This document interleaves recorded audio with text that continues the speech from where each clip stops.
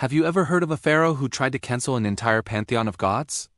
No, this isn't the plot of a new blockbuster movie.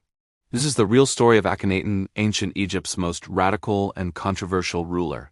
For thousands of years, Egypt had worshipped a huge family of gods and goddesses: Ra, Osiris, Isis, Horus.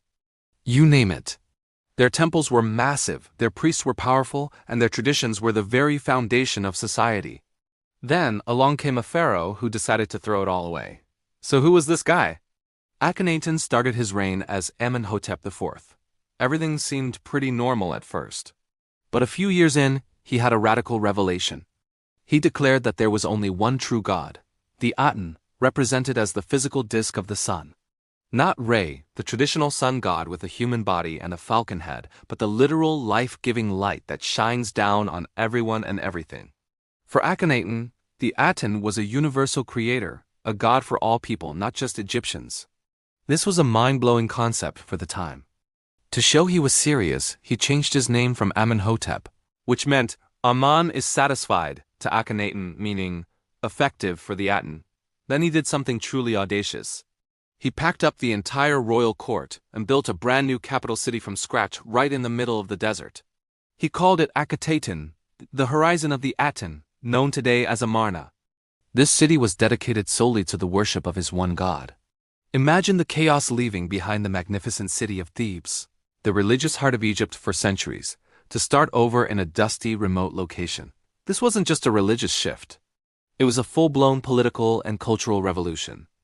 Akhenaten shut down the temples of the old gods, especially the immensely powerful cult of Amun-Ra. He redirected all their vast wealth and income to his new Aten cult. This, as you can guess, did not make him popular with the thousands of priests who suddenly found themselves out of a job.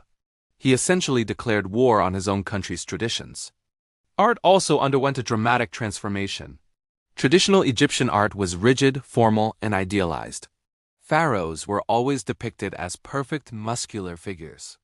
But under Akhenaten, art became shockingly realistic, almost like a caricature. We see him with a long, slender neck, a protruding belly, wide hips, and thin limbs.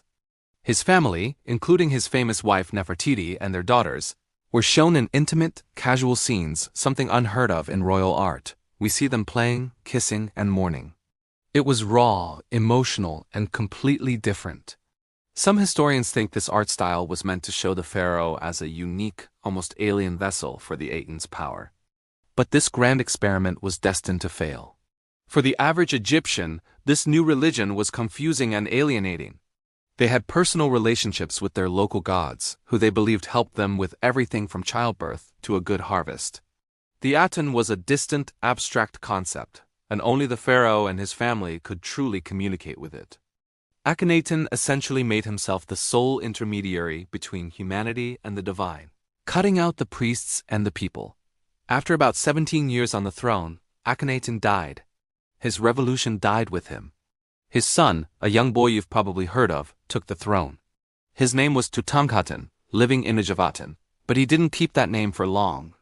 Under pressure from the old priesthood and traditionalists, he changed his name to Tutankhamun, living image of Amen, moved the capital back to Thebes, and reopened the old temples.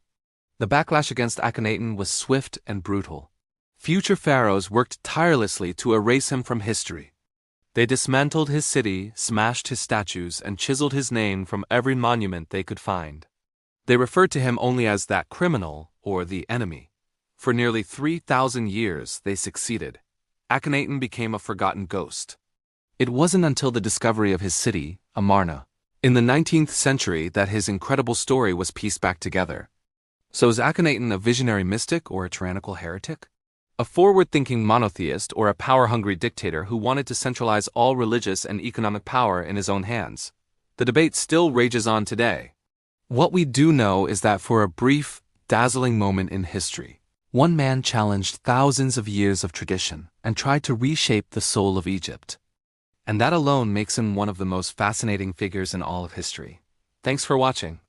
If you enjoyed this journey into ancient Egypt's most controversial period, make sure to hit that like button and subscribe for more stories that time almost forgot. See you in the next video.